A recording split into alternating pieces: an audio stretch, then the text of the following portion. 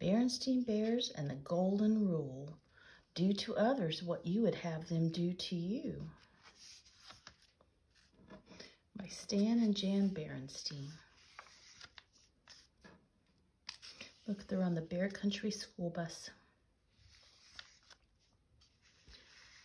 When Sister Bear received a beautiful golden locket for her birthday, she was surprised and pleased. It was shaped like a heart, and it had her name on it. "Happy birthday, dear," said Mama and Papa Bear, giving her a big hug. Sister tried the locket on and looked at herself in the mirror. "I love it," she said. "I'm going to wear it all the time." "It opens up," said Papa. "Look." And he showed her the little golden clasp that you pressed to pop the locket open. "Neat," said Sister. She looked inside, expecting to find a little picture or a mirror or something, but all that she could see inside the locket were a few simple words. Do to others what you would have them do to you. Sister was puzzled. The words seemed familiar, but she wasn't sure why. "What's this?" she asked. "It's the Golden Rule," explained Mama. "What's that?" Sister wondered. Mama's eyes widened. "The Golden Rule is one of the most important rules there is," she explained. "It's why we have it always hanging up on the wall of our living room."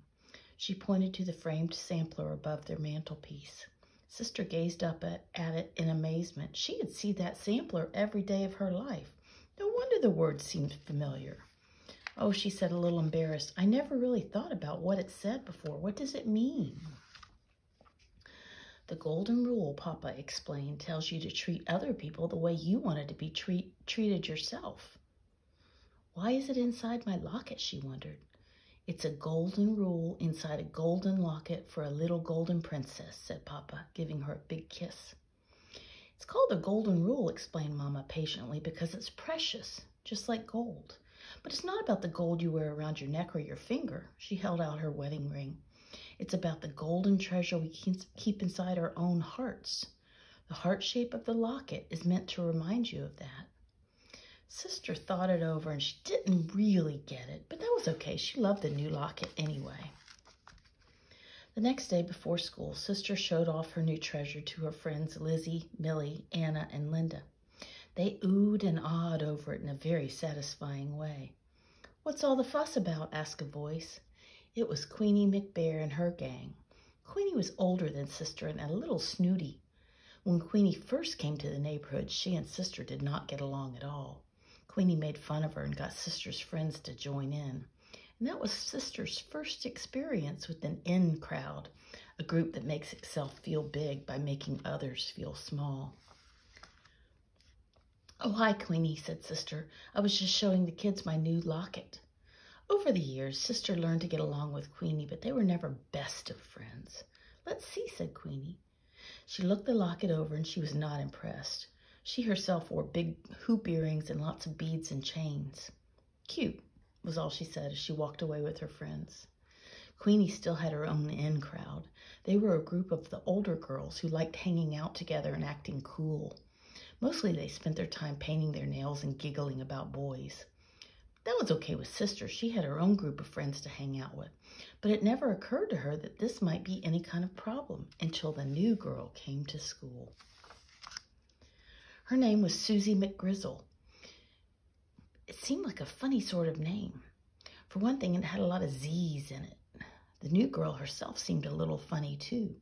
Her clothes weren't exactly cool, and she wore her hair up in pigtails, which was definitely not the standard Bear Country school style. Besides, she had thick glasses and braces, not the cool kind with lots of different colors like Millie wore, just plain old braces.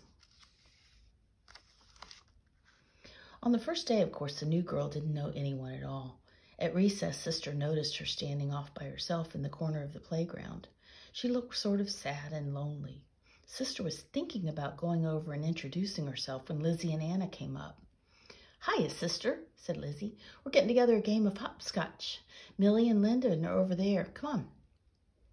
Sister began to follow them, but she paused and glanced back to where the new girl was standing all by herself. The new girl looked lonelier than ever. "Wait a minute," said Sister. "What about the new girl? What's her name? The one over there? Maybe we should invite her to join in. She looks pretty lost and lonely." The other girls was surprised. Susie Hoosie Face, said Lizzie doubtfully.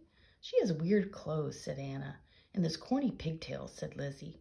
Not to mention those clunky glasses and braces, added Anna. Well, said Sister, discouraged, I just thought.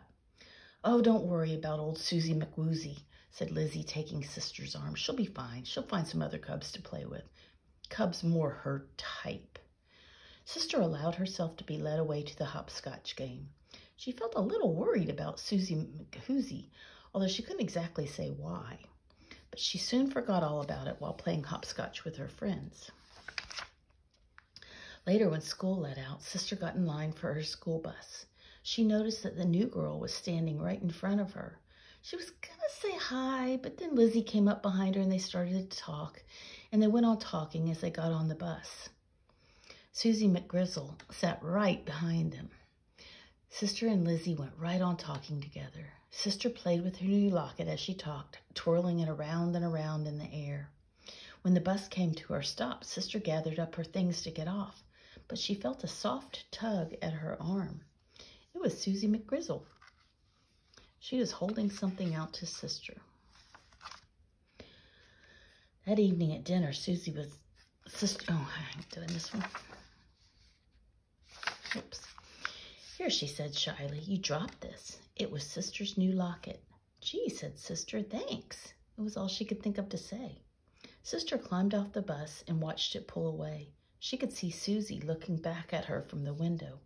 Sister hung her locket back around her neck. What if Susie hadn't noticed her drop it? It might have been gone for good. Mama was waiting for Sister as she climbed the front steps. How was school today, dear? Asked Mama. Oh, okay, I guess, sighed Sister, dumping her school bag on the armchair in the living room. She glanced up at the framed sampler of the golden rule over the mantel. Somehow the golden locket hanging around her neck felt heavier than before. When do you think it felt heavier? Do you think she was kind of sad that she didn't make friends with the new girl? That evening at dinner, Sister was unusually thoughtful. She picked at her lima beans and stared off into space. A penny for your thoughts, said Papa as he fed Honey Bear. Huh, said Sister, looking up. Oh, I was just thinking about that golden rule inside my locket, she explained. I really don't get it. What's it supposed to mean? Well, began Mama, let me give you an example. Do you remember that trouble you had when Queenie first moved to town? Sister perked up and paid attention. She remembered it all too well. Do you remember how Queenie started an in crowd but kept you out and made fun of your clothes and your hair bow? Mama asked. Do you remember how badly you felt? Boy, did she ever. Sister started to feel hurt just thinking about it. Her lower lip began to quiver and a tear came to her eye. All the golden rule is saying, Papa continued, is you shouldn't turn around and do that same sort of thing to somebody else. He paused to scrape some mashed potatoes off of Honey's chin. You should always treat other people the way that you want to be treated, or treated yourself. But I'd never do anything like that, said Sister. Besides, I don't have an in crowd. Oh, no, said Brother, who had been taking all this in.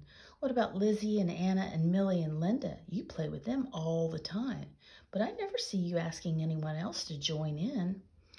That's different, protested Sister angrily. I'm just playing with my friends. We're not trying to keep anybody out. Of course not, dear, soothed Mama. I'm sure you and your friends would never dream of keeping other cubs out of your group. Sister Bear grew quiet. Now that she thought it over, she wasn't quite so sure. Not so sure at all. The next day at recess, as soon as Sister came outside, she looked across the playground for Susie McGrizzle. She soon spotted her sitting off by herself under the big oak tree at the edge of the schoolyard reading a book. Can you find her? Sister marched right up to her. Hello, Susie, she said brightly. Susie looked up in surprise. Hello, she said shyly. I'm Sister Bear, and my friends and I are going to play some hopscotch, Sister told her. Would you like to join us? Susie's face lit up. Oh, I'd love to, she said with a big, bracy grin.